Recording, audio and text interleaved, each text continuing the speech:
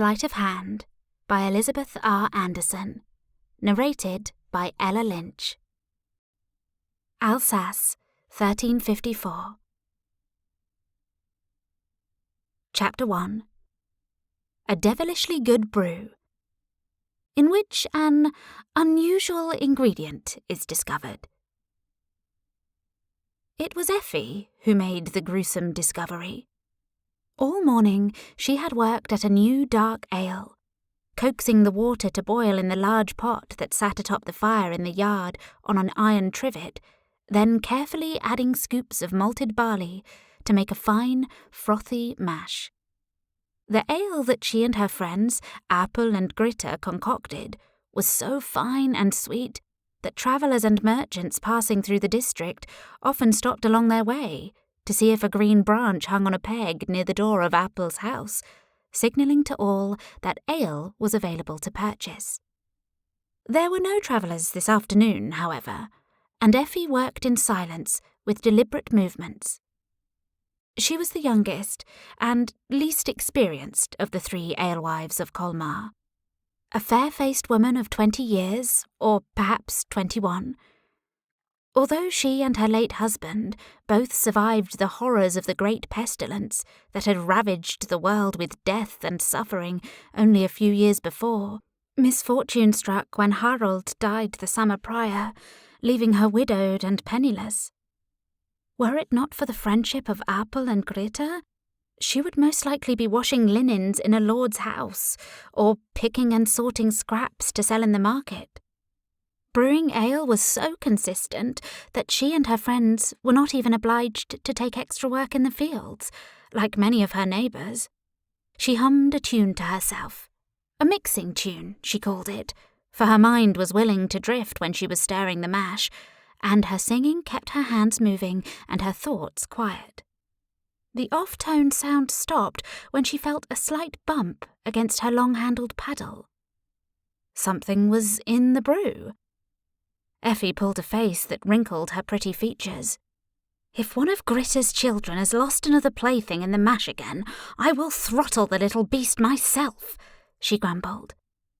Searching around in the muck of water and grain with her paddle, she felt the slight thump again and chased it through the thick brew until she had it pinned against the side of the pot.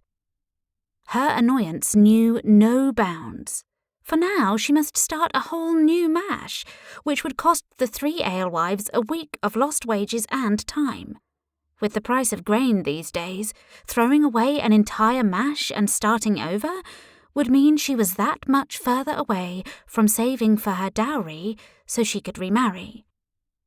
Effie and her friends lived in Les Tanneurs, the quarter of the city where tradesmen cured and tanned hides that would eventually become saddles and halters, gloves, belts, buckets, jerkins, waterskins, and anything else that required leather. The tanners were well respected as a guild, for their work resulted in wares essential to daily life. But the work of taking the freshly removed hide of a cow or pig into something pliable enough to last for years was a smelly business. Only those who lived in Les Tanneurs could walk through the neighbourhood without their eyes watering from the stench of the urine, faeces and rotting flesh that wafted through the streets. One could pretend they were safe from the stench inside the house, but today Effie brewed in the open air. She glanced at the side of the house and clucked her tongue at the gaping hole in the wall.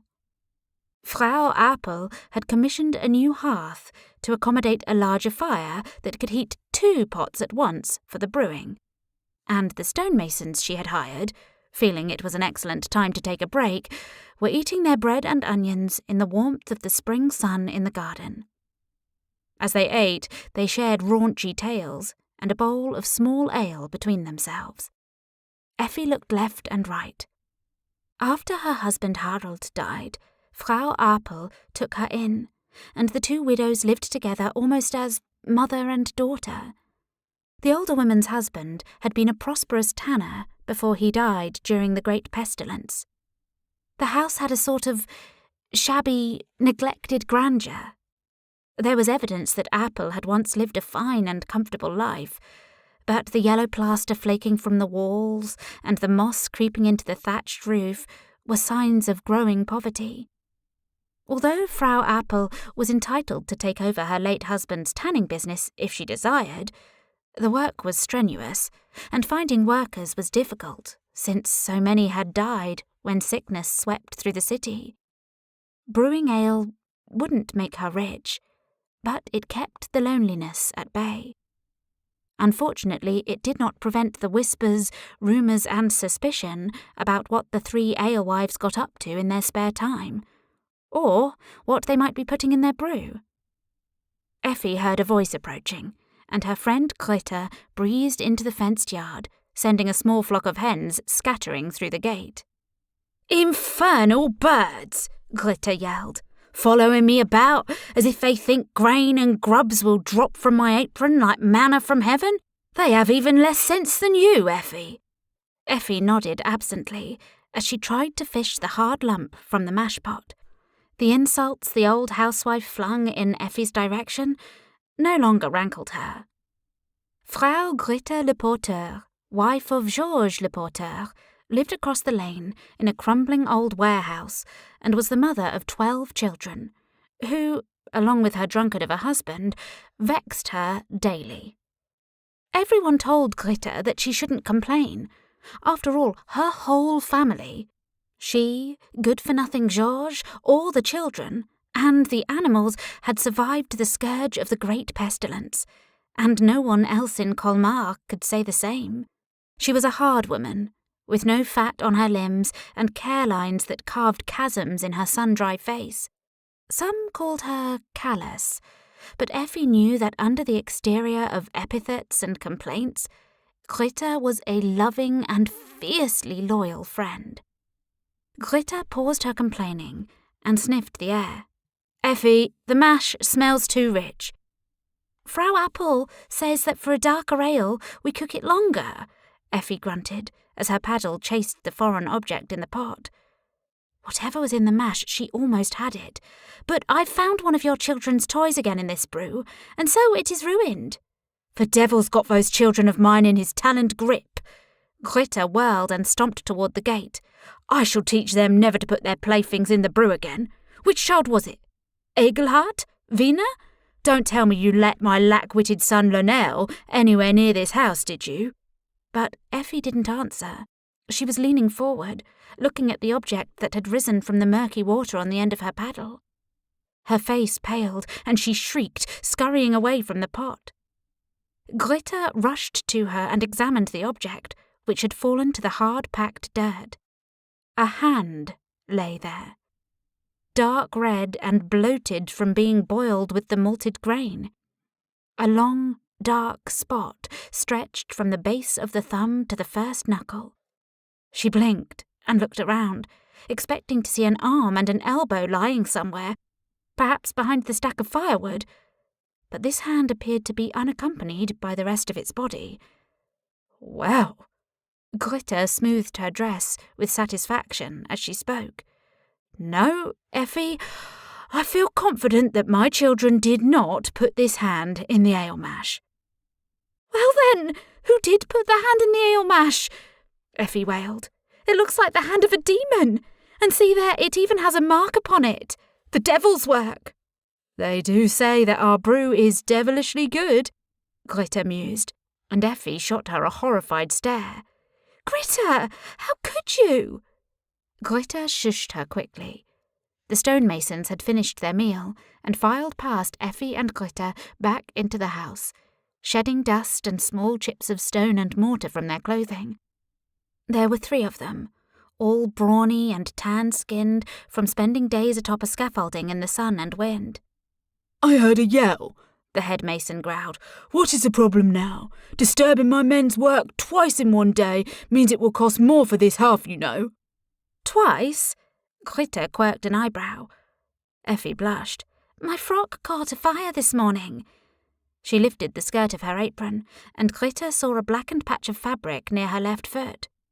She glanced at the masons again, noting the way the muscles of their arms filled out the shape of their untied tunics and the tight places in their dusty leather hose. Effie and Apple Both had a weakness for handsome men. Ritter narrowed her eyes. And would this little fire have been an accident, or an attempt to find a husband? The head mason leaned forward, squinting at the hand lying on the packed dirt floor of the yard, and pointed, his mouth agape. What in the name of Yesu's bloody wounds is that? Chapter 2. The Brewers in the Tanners, in which the presence of alewives is a problem for the men of Colmar. The residents of Colmar took abundant civic pride in their city, which boasted an expansive market and walls of mica-flecked sandstone that glowed orange in the light of the setting sun. The stately spire of St. Martin's Church, encrusted with carpenter's scaffolding for as long as anyone could remember, rose above the half-timbered houses like a calm and reassuring patriarch, spreading its shadow across the grand courtyard of the Place de la Cathédrale. It was always loud and busy outside the church, as burghers, ox-drivers, merchants, and goodwives bustled about with commerce and conversation.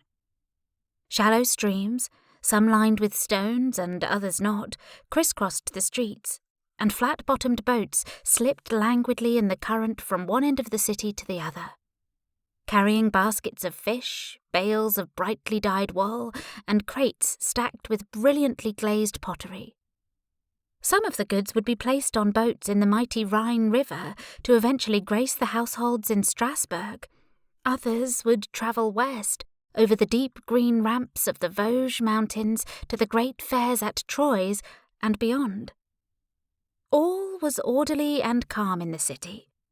Its leaders, men of high esteem and responsibility, stood a little higher on the toes of their pointed shoes when they talked amongst themselves of the accomplishments of their fair ville, for they were a free city, not under the direct control of a baron, and in good standing with their neighbouring towns. Being allowed to manage their own affairs was not a burden. No, indeed, it was an honour.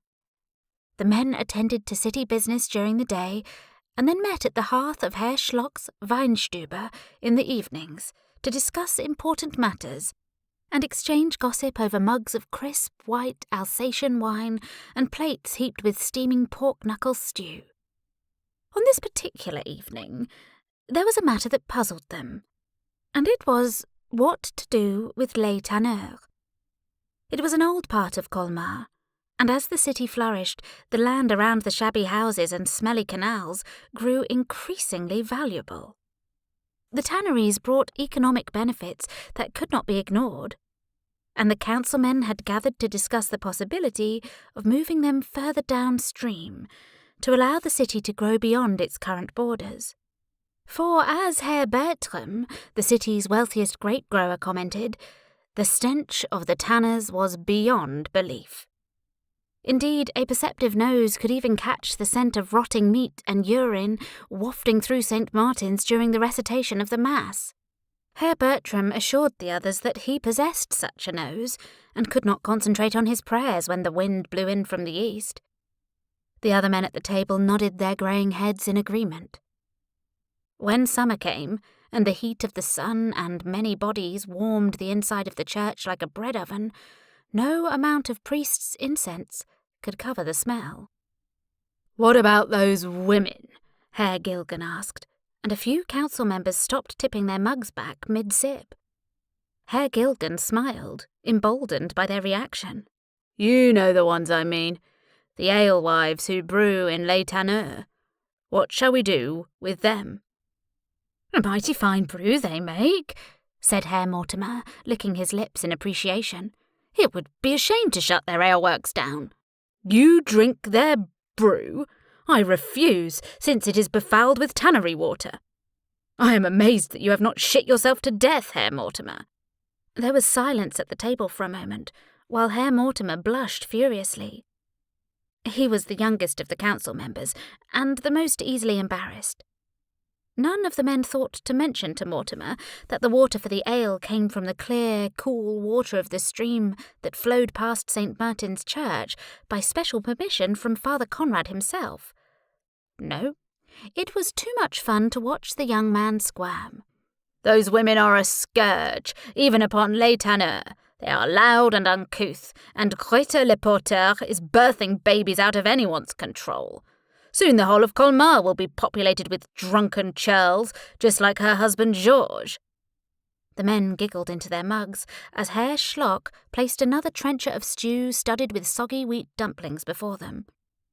"Colmar needs no ale works," Herr Schlock declared, stamping his foot and wiping his hands on his greasy tunic. "Our wine is superior here, even to Strasbourg and Kaisersberg. Ale will only weaken our market for fine drink. Let them brew in their homes for their own families like other women do. We had made a name for ourselves as the city of fine white wines before those three came along. Did they consider what this would do to our businesses? No." "But what will those women do if they have no employment? Only Greta is married, and Georges does not earn enough money at the docks to support such a large family. Young Effie has still not remarried after her husband Harold died," Herr Mortimer asked. "It ain't as if Effie is at a loss for offers of marriage," Hans the baker grumbled. He had sat silent all evening, and was well into his third mug of wine. "She just has no sense, and we all know it." "Hans is just sore because he asked the fair young woman to warm his bed and bear his children, and she turned him down," Herr Gilgan teased. "And why not, eh? Your stomach is as large and round as a ball of bread." He leaned over and gave Hans a whack on his ample midsection, while the rest of the room roared with laughter. Effie is strong enough. She's young. Put her to work in the fields. She will be too tired to cause trouble at the end of the day," Hans said, slamming his mug on the table and sloshing drink on the floor. "Seems a cruel thing to do to a woman whose only crime is being widowed," Herr Mortimer mumbled. "I'll wager Herr Mortimer regrets that he married the daughter of Karl Gasthaus before Effie's foolhardy husband died," Herr Gilgan quipped. Again the room broke out into roars of laughter, with Herr Schlock laughing the hardest because he considered Karl Gasthaus, who owned the largest inn in town, to be his rival. But the widow Apple is a good and pious woman," old Herr Frankbert declared, and the other men jerked out of their collective revelry. "I believe she can keep an eye on the other two. And do you really want to drink naught but the ale your wives make? You know that those three from Les Tanneurs make the finest brew from here to the Rhine, and perhaps beyond." Herr Mortimer was nodding vigorously. "Indeed, and since it is Apple's house used for the brewing, and she is the widow of a tanner, we cannot turn them out. The tanning guild would turn our hides into shoe leather." "No, we mustn't turn them out." Herr Frankbert stabbed his walking stick into the straw-covered floorboards. "Well, then, it appears that the alewives can stay where they are for now. But, sirs, the city must expand, for we are bursting with people and straining against our walls." "To the northeast, then?" "But what of the River Lauch? The floods will surely destroy anything that we build. They already have dozens of times." Herr Gilgan sighed. "I do not see why we cannot simply move the alewives. Certainly a group of recalcitrant women is not intimidating enough to change the course of the entire city. Put them outside the city walls." Nearby, Herr Schlock stopped cleaning a table and nodded his head in enthusiastic agreement. For if there was anyone he hated more than Karl Gasthaus, it was the three irreverent women who dared to presume themselves equal citizens. "Unless they do something against the laws of this city or God, they stay, and the tanners with them." Herr Frankbert's walking stick punctuated his statement as it smacked against the table, sending the wooden trenchers and clay cups jumping and clattering. "Wine is fine enough, but I'll not go drinking ale from another city again. And if I keep drinking that weak and flavourless brew that my wife makes, I shall die from a bored stomach." But, Herr Schlock stuttered, as he realised his opportunity to banish the alewives was draining away as fast as the wine from the men's cups. Herr Frankbert cleared his throat loudly. He was the oldest and sagest of them all, and the head of the Winemakers' Guild besides. They stay. The other men looked at each other and shrugged their shoulders. What could they do? The matter was settled.